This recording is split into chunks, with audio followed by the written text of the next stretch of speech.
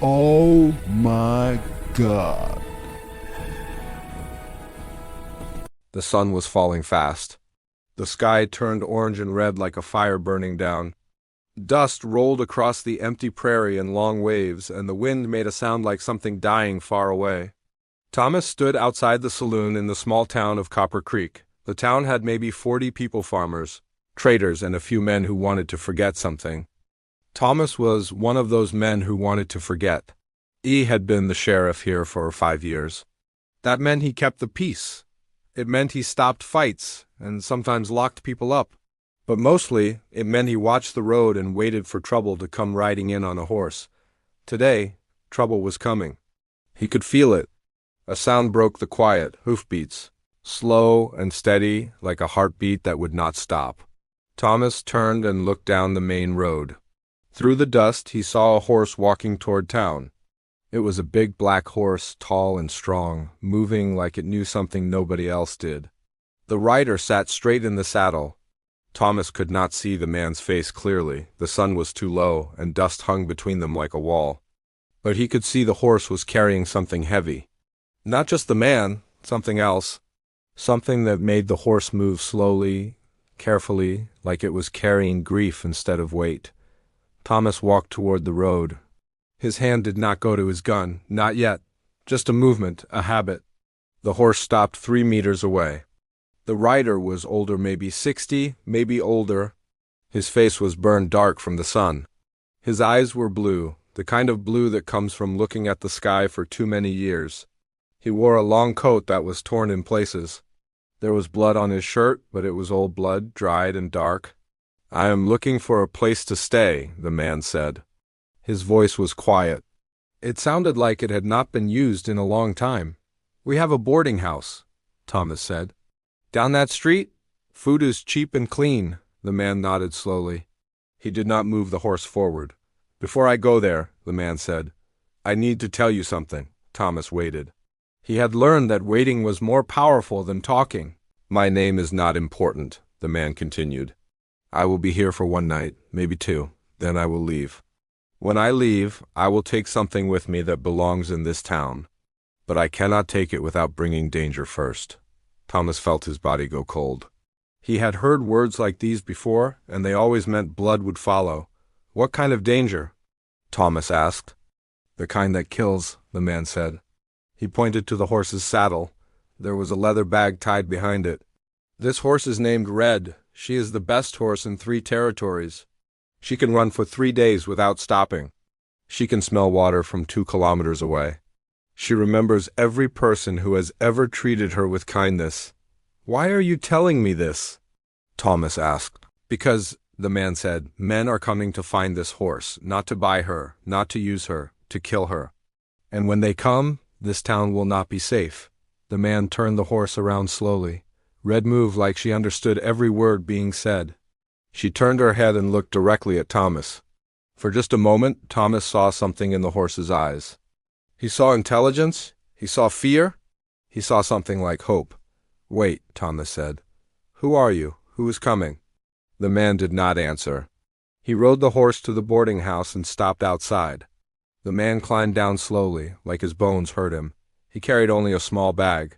He tied Red to a post and looked back at Thomas one more time. "The horse is more important than the man," he said. "Remember that. When the choice comes, choose the horse." Then he walked inside.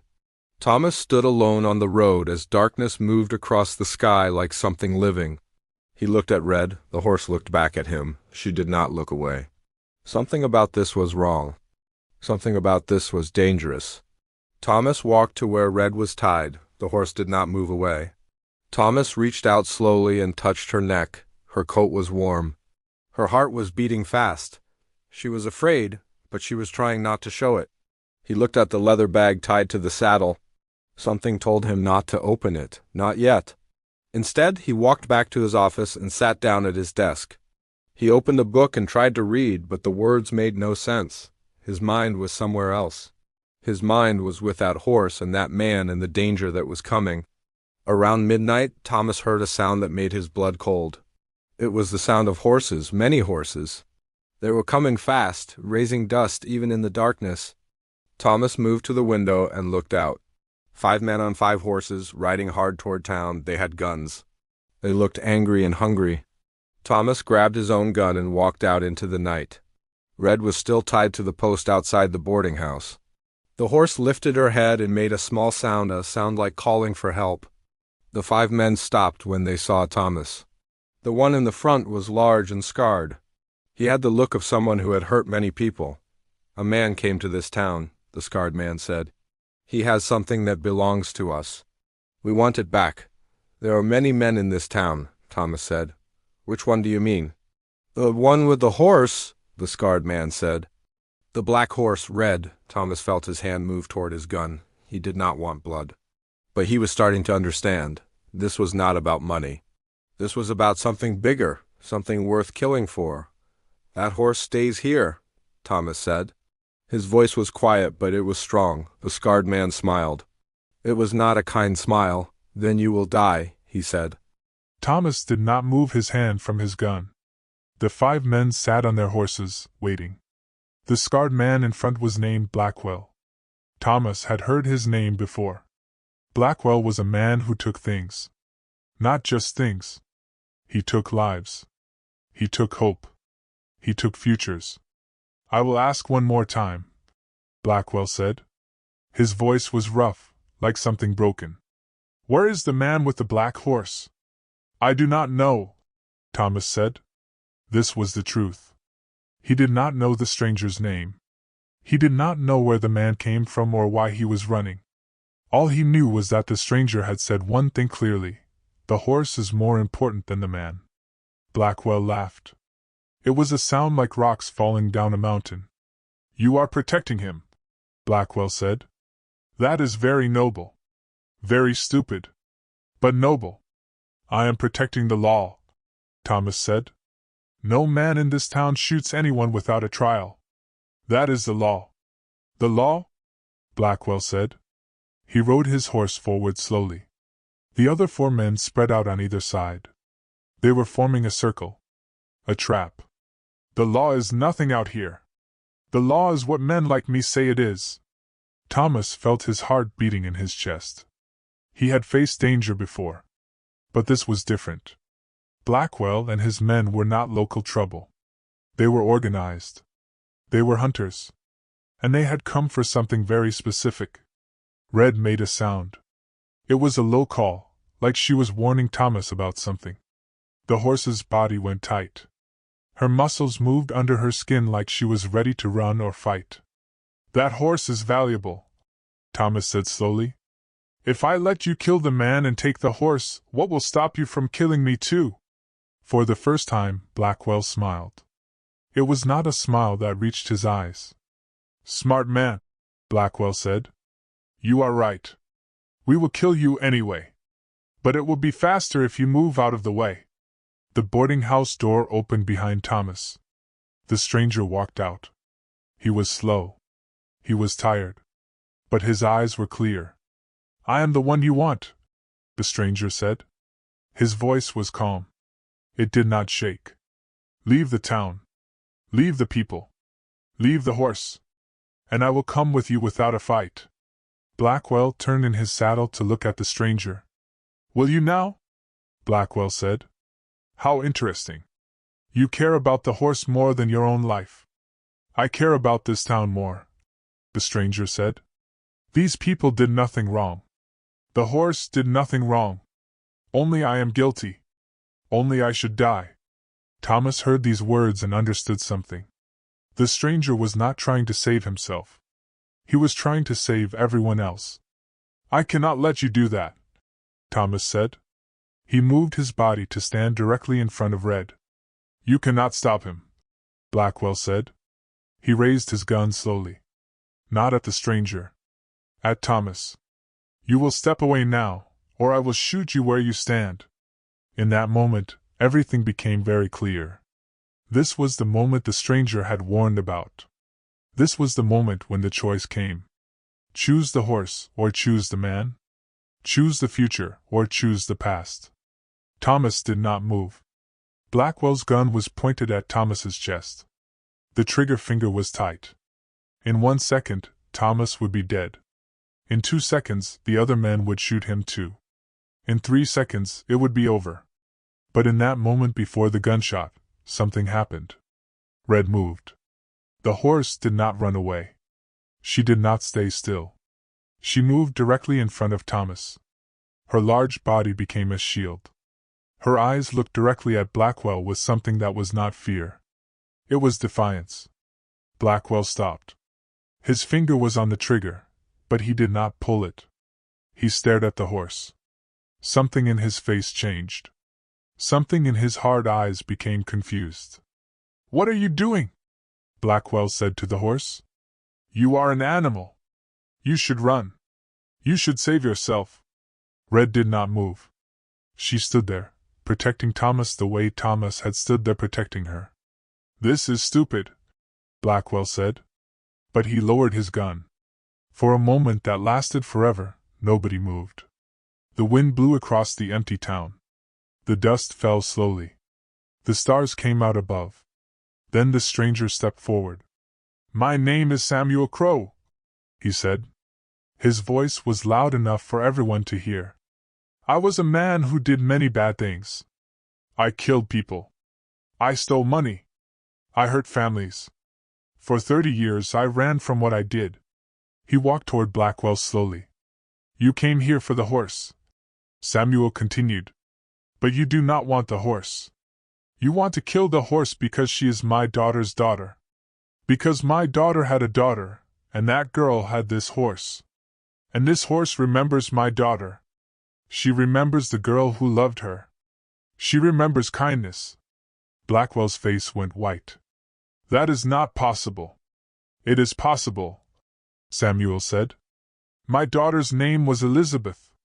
She was beautiful. She was good. She had nothing to do with my crimes. But your family blamed her. Your father blamed her.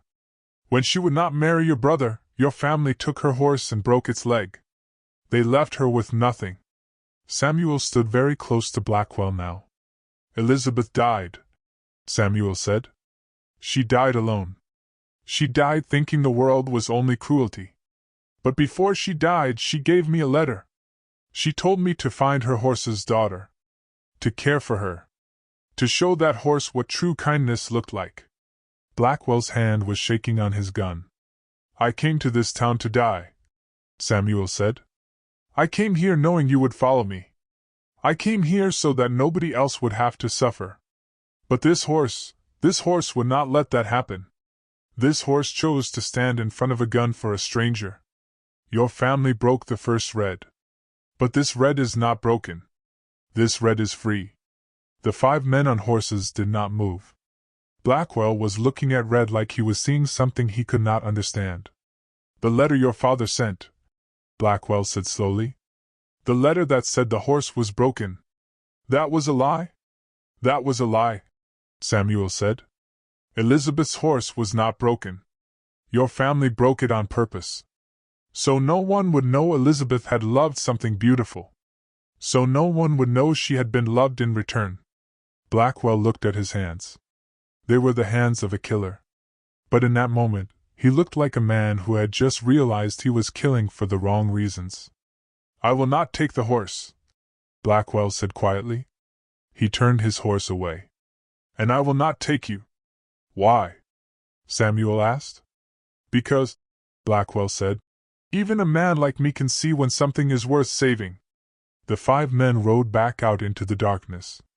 They disappeared into the dust like ghosts that had never been real. Thomas and Samuel stood together in the street. Red moved between them, touching each man with her nose. Asking forgiveness. Offering protection.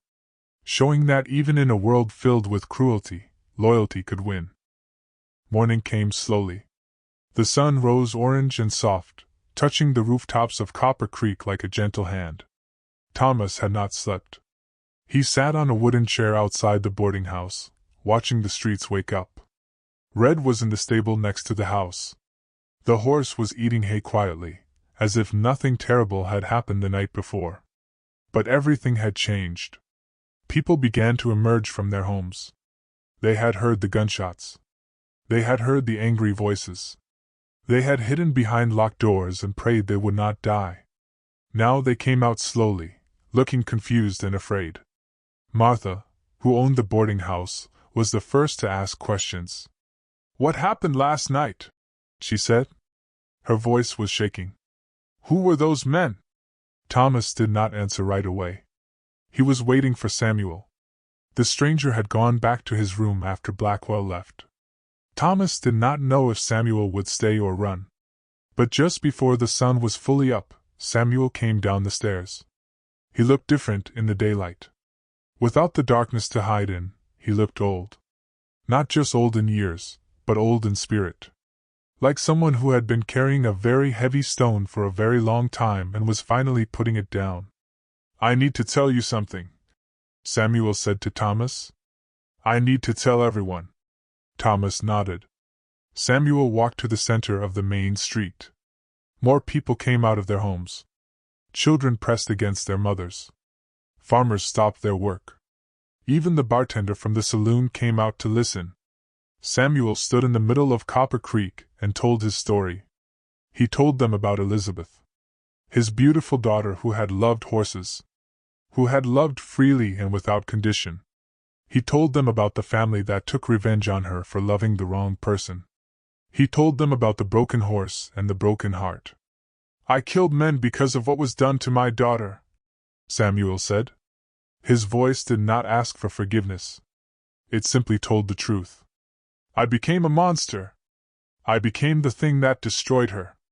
And I have spent 30 years running from what I did." The people of Copper Creek listened without speaking. "But last night," Samuel continued, "something happened that I do not deserve. A horse stood in front of a gun for a stranger. A young man stood in front of 5 killers for a horse. And a man I expected to murder me chose mercy instead." Samuel turned and looked at Red. The horse had come out of the stable. She stood in the street like she belonged there, like she had always been meant to stand in the center of this town on this morning. "That horse is the granddaughter of the horse my daughter loved," Samuel said. "And she is free. Free from the cruelty that destroyed her ancestor. Free because people here chose to care for something they did not own." Thomas stepped forward. "Samuel Crow did not come here to hurt us," Thomas said. "He came here to die, so that we would all be safe. I believe that man deserves a chance to live." "But he killed people," someone said. "A man named William, who worked with cattle. How can we let him stay?" "Because," Thomas said, "the law is not just about punishment. It is also about transformation. Samuel Crow came here as a man running from death. But he is leaving, if he leaves, as a man who chose to stand for what is good." Martha stepped forward. She was old and strong and had lost her own family to violence. "I will give him work," Martha said. "In the boarding house. He can work with the horses. He can help us build something good." One by one, people began to speak. Not everyone agreed. Some wanted Samuel gone. But more and more came forward. The blacksmith said Samuel could work with him. The farmer said Samuel could help with the land. The doctor said Samuel could carry medical supplies to people who lived far away. And something miraculous happened. The town began to remember why it existed. Not to survive. Not to hide. But to build. To care. To protect the weak and broken things and help them become strong again. By noon, Samuel had work. By evening, he had a room of his own. By the next morning, he had purpose. Red became the heart of this change. Samuel worked with the horse every day. He taught her trust. He showed her that not every human would hurt her. He spent hours in the stable, speaking in low tones, letting Red know that the world could be kind.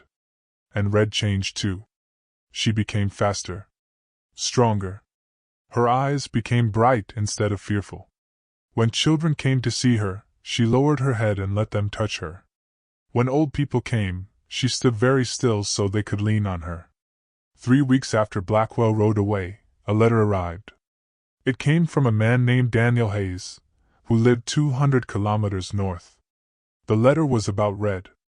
It was about Elizabeth. It explained that Elizabeth had written to Daniel before she died. She had told him about her horse, and about her father, and about the cruelty she had suffered. Daniel had kept that letter for 30 years. The letter said, "If ever the daughter of my horse is found, please tell her that I loved her. Please tell her that Elizabeth loved her. Please tell her that even in the darkest places, love leaves traces. And those traces can grow into something beautiful." Samuel read the letter and wept. "Elizabeth knew," he whispered. "She knew I would find the horse. She knew that someday, someone would help me heal." Thomas was standing beside him in the stable. "The horse found you," Thomas said. "Just like Elizabeth planned." That night Samuel made a decision. He would not run anymore. He would not hide. He would stay in Copper Creek and care for Red. He would tell his story to anyone who wanted to hear it. He would become a teacher, showing people that even someone broken could be made whole again. And Red would be his partner in this work. The horse that was supposed to be worthless became the most valuable thing in the town. Not because she was beautiful, though she was. Not because she was fast, though she was. But because she represented something that the frontier needed to learn, that redemption is possible, that broken things can heal, and that loyalty, true loyalty, can change the world. By the end of that month, people came from other towns to see the horse that had saved a town's soul. They came to see Red. And they came to hear Samuel's story. And some of them, broken in their own ways, found hope. It was autumn. The leaves turned yellow and red. The wind came colder now, speaking of winter coming. Samuel had been in Copper Creek for 4 months. In those 4 months the town had changed. More people came. New buildings were built. The saloon became a place where people told stories instead of just drank. And Red was famous. People came from places Thomas had never heard of. They came on horseback and on foot. They came to see the horse that had stopped a killer. They came to hear Samuel's story. They came hoping that if a broken man could be healed, maybe they could be healed too. But one day, someone came who was different. The girl appeared at the edge of town just before sunset. She was maybe 16 years old, but she looked older. She looked ancient. Her clothes were torn. Her hair was matted and dirty. Her eyes were empty, the kind of empty that comes when someone has seen things that should never be seen. She moved like she was walking through water, very slowly, very carefully. Like every step hurt. Thomas saw her first. He was leaving the stable where Samuel worked with Red. "Can I help you?" Thomas asked gently. The girl did not answer. She just looked at him with those empty eyes. Then she looked at Red. The horse was in a pen, eating from a trough. Red lifted her head and looked at the girl. For a moment, nothing happened. Then Red walked over to the fence. The girl moved toward the horse like she had no control over her own body. Like something was pulling her forward. She reached out her hand slowly and touched Red's face. Red did not move away. The horse just stood there, letting the girl touch her, letting the girl lean into her, letting the girl cry. Samuel came out of the stable. He saw the girl and something in his face changed. He had seen broken things before. He had been a broken thing before. He recognized broken when he saw it. "What is your name?" Samuel asked softly. "Margaret," the girl whispered. It was the first word she had spoken. "My name is Margaret." Samuel did not ask questions. Not yet. He simply brought Margaret inside. Martha gave her food and a clean place to sleep. The doctor came and checked her and found many small injuries. Cuts. Bruises. A scar on her arm shaped like a brand. "She has been hurt," the doctor said quietly to Thomas. "Many times. By someone who wanted to hurt her very badly." That night, Thomas watched from a distance as Samuel sat with Margaret. He did not speak much. He just sat beside her in the quiet of the boarding house. By morning, Margaret had not spoken again. But she had eaten. And she had slept. The next day, Samuel took her to see Red. The girl moved like a person who was learning how to live again. Every step was slow. Every movement was careful. But when she saw Red, something changed in her face. Not happiness. Not yet. But something like recognition. Like she was seeing something that mattered. Samuel brought Margaret a brush. Red likes to be brushed, Samuel said. It helps her feel better. Maybe it will help you feel better too. Margaret took the brush. Her hand shook. But she raised the brush to Red's coat and began to move it slowly. Back and forth. Back and forth. Red did not move. The horse stood perfectly still, letting Margaret brush her. And as Margaret brushed, tears began to fall from her eyes. Not loud tears. Not dramatic tears. Just the tears of someone who had been holding pain inside for so long that it was finally coming out. Samuel sat nearby and did not speak.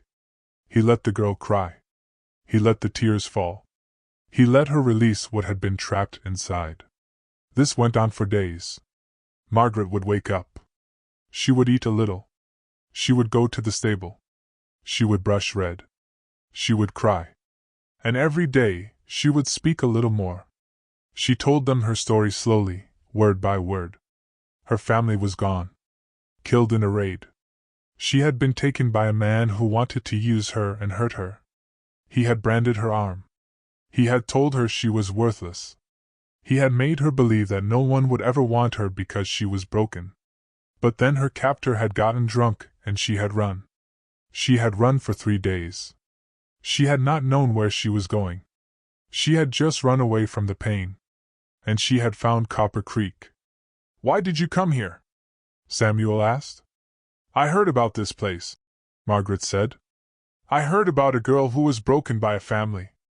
I heard about a horse that was broken by people who wanted to destroy her. I heard that both of them found healing here." Samuel's eyes filled with tears. "I am not a girl anymore," Margaret continued. "I am a broken thing. And that horse understands what it is like to be broken by people who were supposed to love you." By the second week, Margaret began to smile. Not big smiles. Small smiles. But real smiles.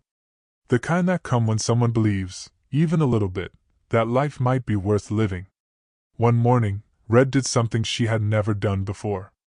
The horse came to Margaret and put her head in the girl's hands. It was not a casual movement. It was a choice. It was a promise. Margaret looked at Red and understood something. The horse was saying, "I was broken. And I am still alive. And I am beautiful. And I am strong. And you will be too." News of Margaret spread through Copper Creek like wind through dry grass. People began to see something they had not seen before. This was not just about Samuel and Red. This was about transformation itself. This was about how broken things could heal. How hurt people could find hope. How a horse and a man who had chosen to live could save someone else. More people came to the town. A woman came who had lost her family to sickness. A man came who had failed at everything he tried. A boy came who thought no one wanted him. And they all came to see Red and to hear Samuel's story and to work in the stable. The stable became a place of healing. Copper Creek became known as the town where broken people came to become whole again. And Margaret stayed. She helped Samuel with the horses. She helped take care of Red. She began to laugh again. Real laughs. The kind that come from deep inside, from a place that had learned to hope again. One day, she was brushing Red, and the horse turned and nuzzled her. Margaret put her arms around Red's neck and whispered something that no one else could hear. Thomas, watching from a distance, understood. The girl was saying thank you. Thank you for standing in front of me. Thank you for showing me that broken things can become beautiful. Thank you for teaching me that I deserve to live. And Red, in the way horses do, had answered, "You do deserve to live. And you always will." 1 year had passed. The seasons had turned. Winter had come and gone. Spring had brought new life to the town. And now it was autumn again. The leaves were turning yellow and red, just like they had turned the day Margaret arrived. Copper Creek was not the same town anymore. 20 new families lived there now. Buildings had been built. A school was started. People who came broken were learning to be whole again. And at the center of everything was the stable. The place where Red lived. The place where Samuel worked. The place where broken people came to find their way back to life. But something else was happening. People were talking about a legend. They were telling stories about the horse that could heal with her presence. They were telling stories about the man who had killed many people but saved many more. They were telling stories about a small town in the frontier that had become a sanctuary for the broken. And Red was getting old. Thomas noticed it first. The horse was slowing down. She did not move as fast. She did not eat as much. She was still beautiful, still strong, but she was tired. Samuel noticed too. He said nothing, but Thomas could see it in his face. Samuel knew what was coming. One evening, Samuel called everyone together. The people of Copper Creek came to the stable.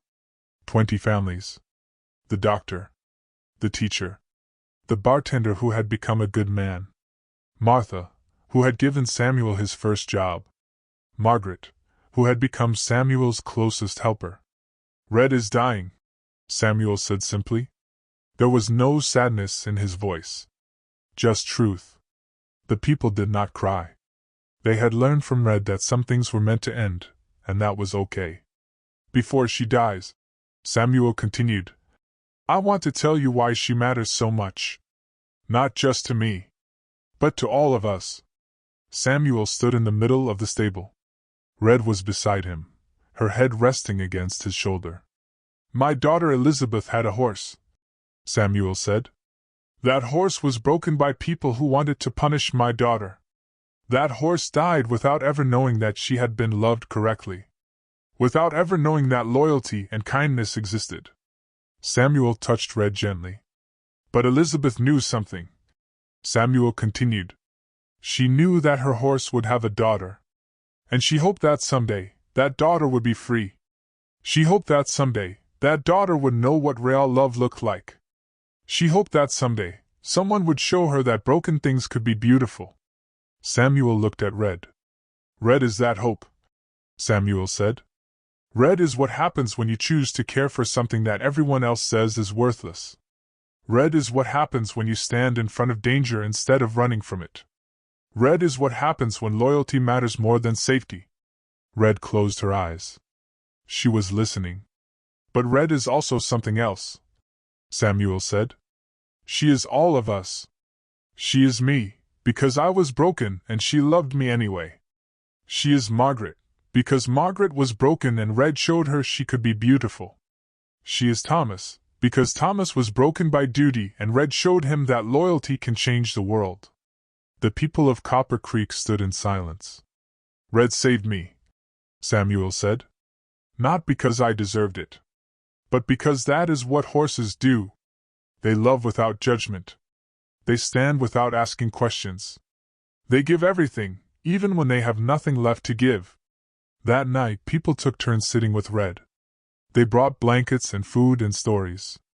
They told Red about the lives she had changed. They thanked her. And Red listened. Margaret sat with Red for the longest time. She put her head against the horse's side and whispered things that only Red could hear. When she stood up, her eyes were red from crying, but her face was peaceful. Thank you, Margaret said to Red. Thank you for teaching me that I was worth saving. At dawn, Thomas came to the stable. Samuel was there, standing with Red. The horse's breathing was very slow now. Very quiet. It is time, Samuel said. Thomas nodded. He understood. They took Red outside. Not to the pen. To a place beyond the town. A place where grass grew thick and wild. A place where you could see forever in every direction. The people of Copper Creek walked with them. All 20 families. The doctor. The teacher. Everyone Red had touched with her presence. They made a circle around the old horse. Red looked at each person. She did not look afraid. She looked proud. Like she had done what she came to do. Like she was ready. Samuel stood at Red's head and spoke one more time. Elizabeth, he said to the sky, your horse is coming home. She carried your love across time. She showed us all what loyalty looks like. She taught us that broken things can heal. She taught us that silence can speak louder than words. She taught us that even the weakest moment can become legendary. Samuel's voice did not shake. Tell her, Samuel said, that I finally understand. I finally know why you loved her so much. I finally know what it means to be loved by something so pure. I finally know that redemption is real. Red took one last breath. Then she lay down in the grass. Slowly. Gently. Like she was going to sleep. And she died. The people of Copper Creek did not leave right away. They sat with Red. They sat with her body. They sat with the understanding that something important had ended. But something important had also begun.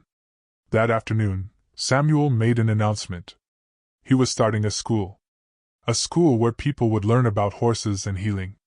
A school where broken people could come and learn to work with horses and learn to heal themselves. He named it the Elizabeth Memorial. He named it after his daughter, who had loved a horse, who had died believing the world was only cruelty, but whose hope had somehow carried across time and changed everything. In the months that followed, more people came. They came to learn about horses. They came to learn about healing. They came to hear Samuel's story. They came hoping that if a horse could transform a killer into a healer, maybe they could be transformed too. Thomas stayed as the sheriff.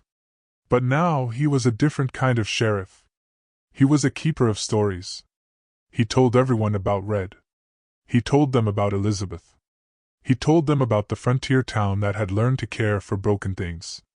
And Margaret became Samuel's partner in the school. She taught the new people that even those who had been branded and beaten could become teachers. She showed them that the scars did not make them less beautiful. They made them real. Years passed. The town grew larger. The school became famous. People came from all over the frontier to learn about Red and about redemption. But every year, on the day that Red died, the people of Copper Creek would gather at the place where the horse was buried. And they would place flowers there. And they would tell her story. They would tell about the horse that nobody wanted. They would tell about the horse that changed everything. They would tell about the horse that carried a dead man's secret and transformed it into hope. And in the stories they told, Red was not dead. She was alive. She was running wild in the grass.